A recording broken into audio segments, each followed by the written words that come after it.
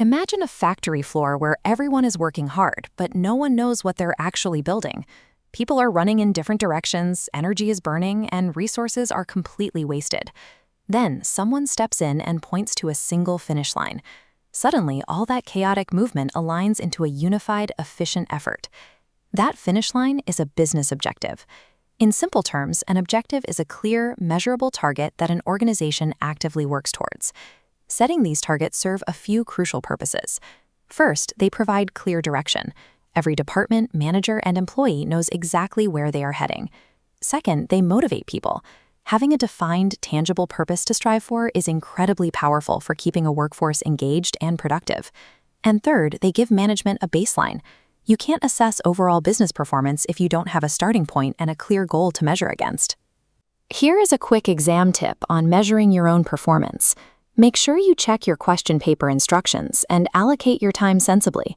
You are expected to spend noticeably more time writing out an answer for a 12-mark question than you would for an 8-mark question. Setting a clear objective is the essential first step in transforming raw organizational energy into long-term business success. Every business starts somewhere, and the beginning is usually hostile. A small, vulnerable startup faces a highly competitive environment where a single mistake can be fatal. In these first few years, the primary objective is pure survival. The immediate concern is simply avoiding failure while the business tries to find its footing. This phase isn't exclusive to rookies. Even mature, established companies will revert to survival mode if they are hit by severe economic recessions or powerful new competitors entering their market.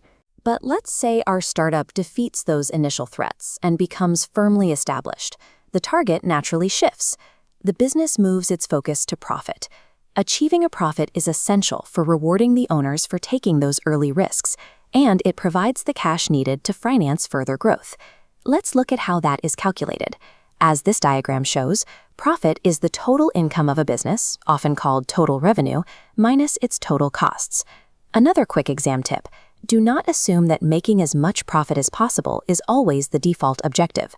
A business's actual goals depend heavily on current economic conditions and the original aims of its owners. Securing consistent profit is the vital mechanism that provides a company with the resources it needs to push into the next phase of its evolution. That evolution eventually leads us to a large, sprawling enterprise that has completely outgrown its startup origins. At this stage, the objective becomes growth. A business typically measures this growth by tracking increases in the overall value of its sales or its total physical output. Expanding the size of the business makes jobs more secure and allows the company to take advantage of economies of scale, which drives down average costs.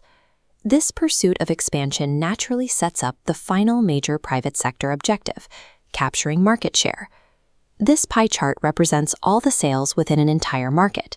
Market share is the specific percentage of those total market sales held by one single brand or business. Increasing that slice of the pie leads to brand leadership.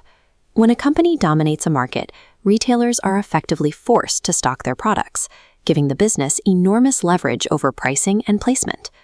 Achieving sustained growth and a dominant market share completes the transformation from a fragile startup into an industry powerhouse.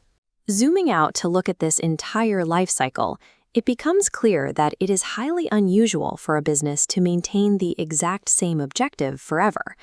Internal milestones will naturally trigger shifts in direction. Once a startup survives its first few grueling years, management will comfortably pivot their focus toward achieving higher profit. External forces can exert immense market pressure, too. A sudden economic recession will force a highly profitable business to temporarily drop its growth plans and revert straight back to basic survival. Strategic priorities can also shift from the top down. Earning a massive market share might prompt a business to pivot toward delivering higher dividend returns for its shareholders rather than chasing further expansion. Before we wrap up, let's cover one last exam tip regarding command words. If a question asks you to state something, you simply list the examples. No additional explanation is required. Contrast that with the command word outline. When you see this, you are expected to do more than list facts. You must directly relate your answer back to the specific business detailed in your case study. Business objectives are never static textbook definitions. They are the dynamic, evolving compass that dictates every strategic decision a business makes.